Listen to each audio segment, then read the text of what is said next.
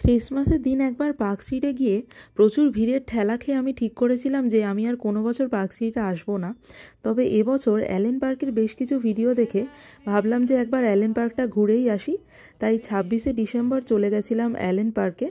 আমি পরেছিলাম একটা রেড কালারের জিন্স আর তার সাথে ব্ল্যাক কালারের একটা বডি স্যুট, তার সাথে ব্ল্যাক কালারের এই ওয়াচ আর একটা মাল্টি কালারের ইয়াররিংস আর দুটো কোরিয়ান ক্লিপ ইউজ করেছিলাম হেয়ারস্টাইলের জন্যে।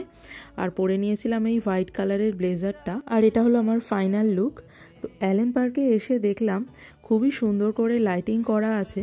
আর ক্রিসমাসের পরের দিনও ভিড়টা কিন্তু একদম ক্রিসমাসের দিনের মতোই ছিল, প্রচুর ভিড় ছিল। আর এখানে দেখতে পাচ্ছ খুবই সুন্দর করে ডেকোরেট করা ছিল। পার্কটা খুব বেশি বড় নয়, কিন্তু গাছ থেকে যে লাইটিংগুলো করেছিল বা এই রাস্তাটাতে যে লাইটিংগুলো করেছিল খুবই সুন্দর দেখতে লাগছিল। এখানে ফটো তোলার জন্য বা বেশ কিছু টাইম কাটানোর জন্য কিন্তু বেশ ভালো একটা স্পট এটা।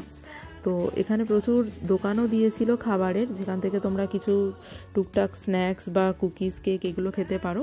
আমরাও এই দোকানটা থেকে কিছু কুকিজ আর ব্রাউনিজ খেয়েছিলাম আর বাড়ির জন্যও কিছু নিয়ে নিয়েছিলাম।